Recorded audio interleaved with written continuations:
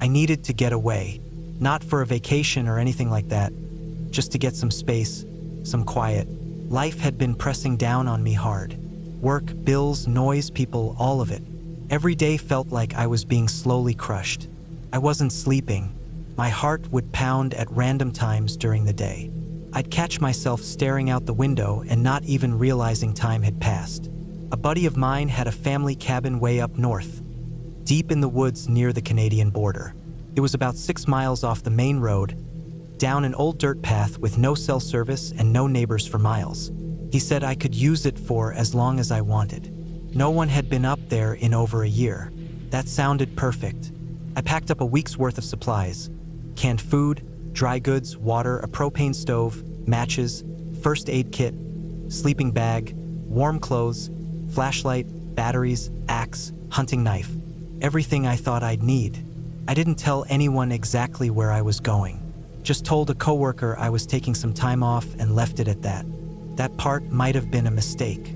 The drive took nearly 12 hours. The last stretch was rough, bumpy gravel road, thick forest on both sides, and not a single car in sight. By the time I reached the cabin, the sun was already dipping low. The place looked exactly how he described it. Small, single-story, made of rough timber with a rusted tin roof. There was a small porch, a stone chimney, and a woodpile stacked to one side. It looked like something out of a hunting magazine. Inside, it smelled like old wood and dust. There was one main room with a small wood stove, a bed with a thin mattress, a table, and a couple chairs. Everything was coated in a thin layer of grime. No electricity, no plumbing, just a hand pump for water out back and an outhouse about 20 yards into the trees. I unpacked, swept the floor, cleaned the dust off the surfaces, and got a small fire going in the stove. That first night, I sat on the porch with a blanket around my shoulders, just listening to the wind in the trees. For the first time in months, my mind felt quiet. I slept hard that night. The next few days were peaceful.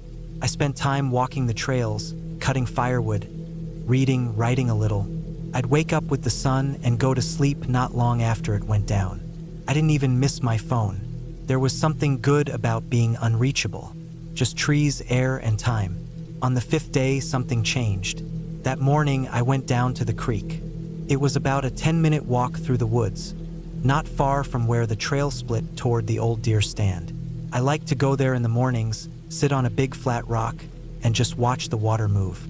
It was cold and clear, maybe 6 feet wide, with trout you could sometimes see flashing between the rocks. But that day, as I got closer, I noticed something strange. There were boot prints in the mud near the edge of the water. Not mine. Too big, too deep, too fresh. I'd been careful not to walk too close to the edge, mostly staying on the rocks or hard dirt. These prints were recent, maybe that morning, and they went back into the woods, toward the side opposite the cabin. I felt a little uneasy, but I told myself maybe it was an old hunter. Maybe someone else knew about the cabin and used the area now and then. But I couldn't shake the feeling that something wasn't right. I looked around for a while, didn't see anyone, and then walked back. The rest of the day, I kept checking over my shoulder. That night, I didn't sleep as well. The next morning, I got up early and went back to the creek to see if the prints were still there. They were. But now there were more.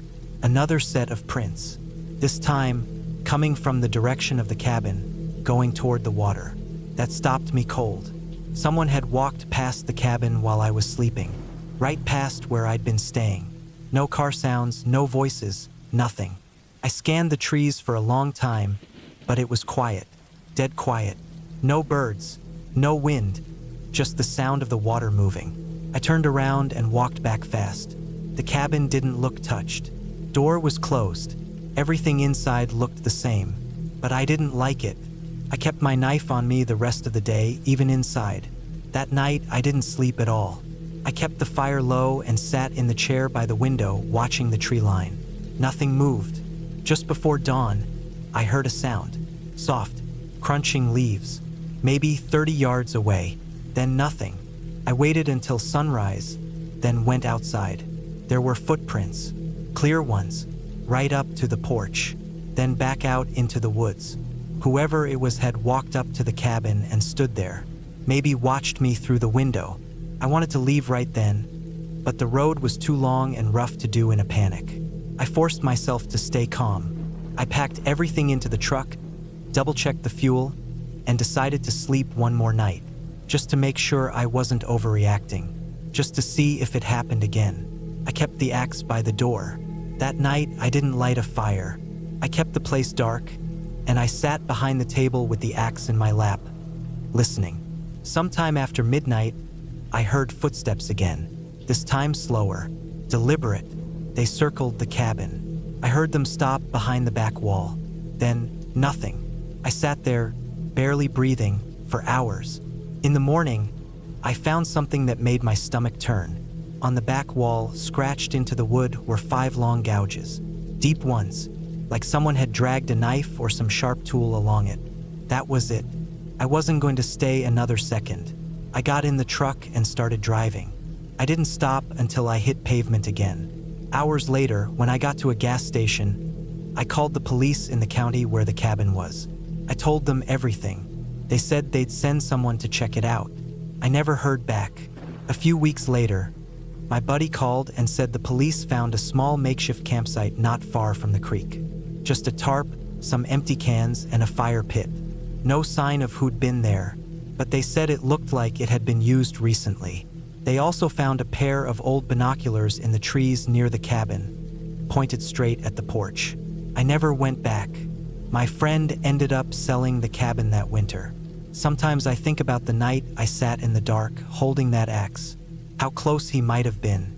Watching, waiting. Not a ghost or monster, just a man. And honestly, that's what makes it worse.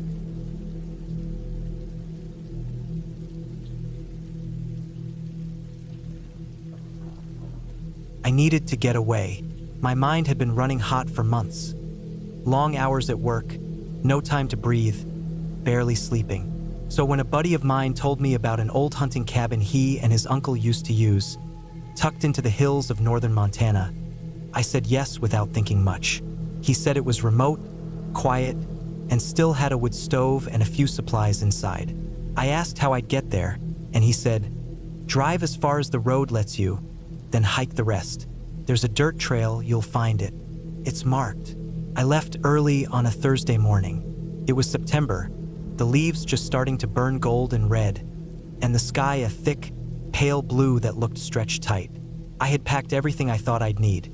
Canned food, a sleeping bag, propane stove, first aid kit, knife, bear spray, headlamp, batteries, warm clothes, and a small hatchet.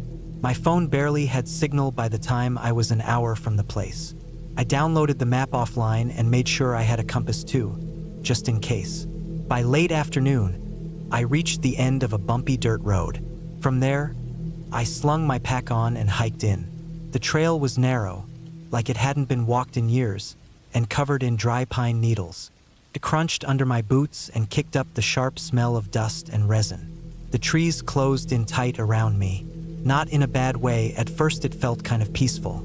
No cars, no people, no sounds except birds, the occasional squirrel, and the wind combing through the branches above. The cabin appeared about 2 hours in, just where the ridge started to drop toward a creek far below. It was simple, dark wood, tin roof, one window, a small porch, and a chopped wood pile stacked against the wall. I checked the door. Unlocked, just like he said. Inside was dusty but solid. A single bed frame with a rolled-up mattress, a table and chair, and an old cast-iron stove in the corner. There was even a shelf with some canned beans and soup, though I didn't trust how old they were. Still, it felt safe enough. I got the stove going, rolled out my sleeping bag, and heated up some chili. That night, the silence was almost too much.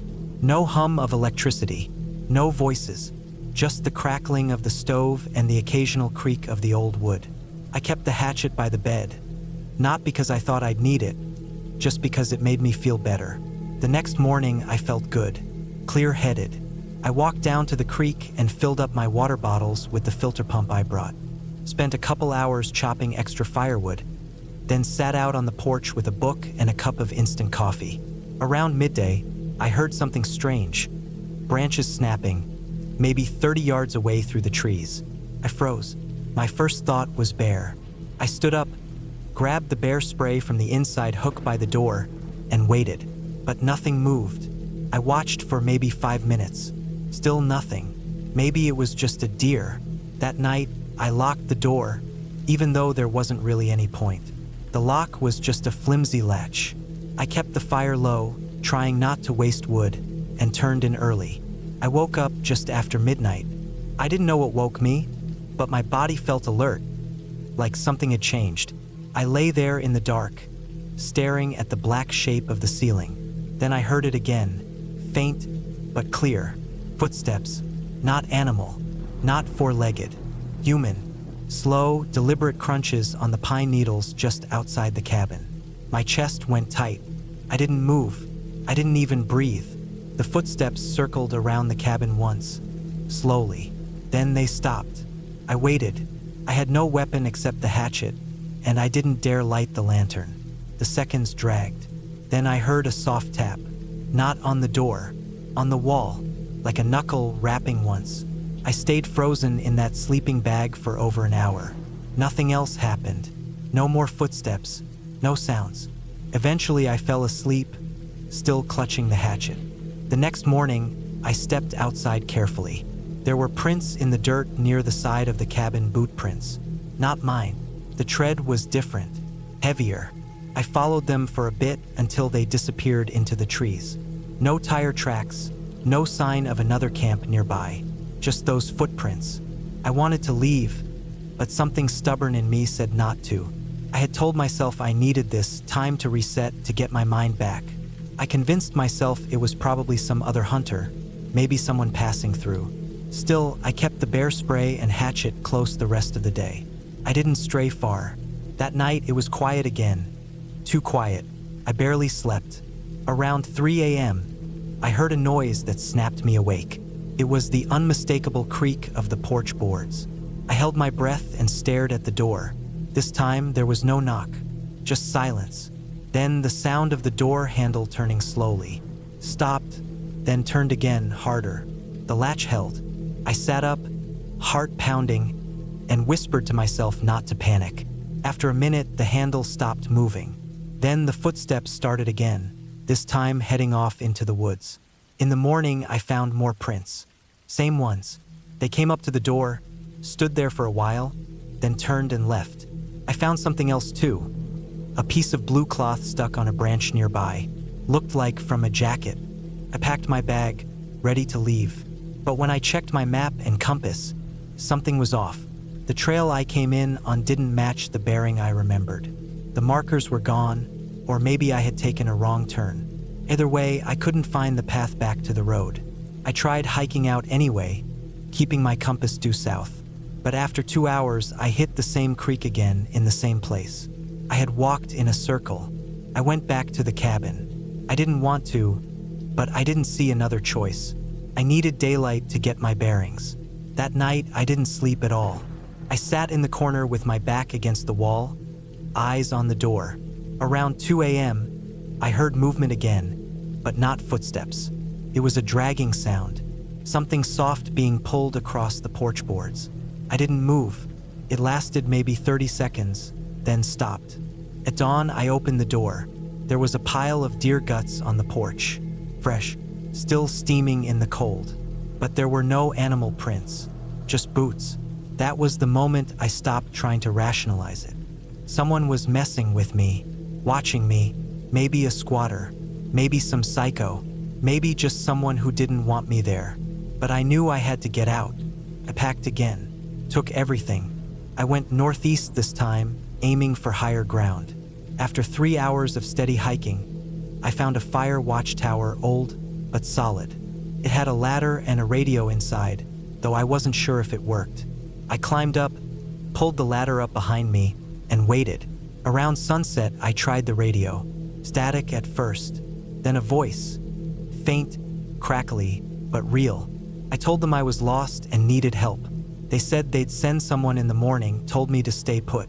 That night, I watched from the tower. In the moonlight, I saw a figure walk out of the trees near the cabin far below. They stood still for a long time, looking up toward me. Then they turned and disappeared into the woods. I never saw them again. In the morning, a rescue team came on ATVs. I gave them the rough story, left out some details. I didn't want to sound crazy. They said no one else was registered to be out there. They took me back to my car, which was untouched.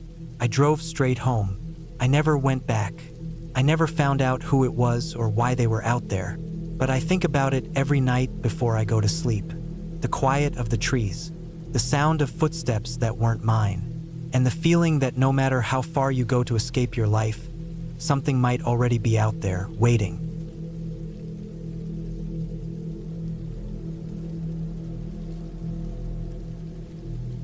I had always been drawn to solitude. So when I found an old, secluded cabin nestled deep within the woods, it seemed like the perfect escape from the chaos of city life. The cabin was rustic, with creaky wooden floors and a fireplace that hadn't seen a flame in years. It was miles away from the nearest town, surrounded by dense forest and the sounds of nature. The first few days were peaceful. I spent my time chopping wood, fishing in the nearby stream, and reading by the fireplace. But as the days turned into weeks, I began to notice subtle changes. At night, I would hear faint rustling outside, as if someone or something was moving through the trees. I dismissed it as wildlife, perhaps a deer or a raccoon. But the sounds grew louder, more deliberate. One morning, I found footprints leading up to the cabin door. They were human but unfamiliar. I hadn't seen another person since I'd arrived. I tried to rationalize it. Maybe a lost hiker? But the unease settled in my stomach like a stone. I started locking the doors at night, keeping a hatchet by my bed. Sleep became elusive, every creak of the floorboards jolting me awake. The isolation that once comforted me now felt oppressive. One evening, as the sun dipped below the horizon, I heard a knock at the door. My heart pounded in my chest. I approached cautiously, hatchet in hand, and opened the door to find no one there. Just the empty forest, silent and still. That was the breaking point. I packed my belongings and left the cabin behind, hiking back to civilization. The woods had changed me, stripped away my sense of security. I realized that true isolation isn't peaceful, it's terrifying.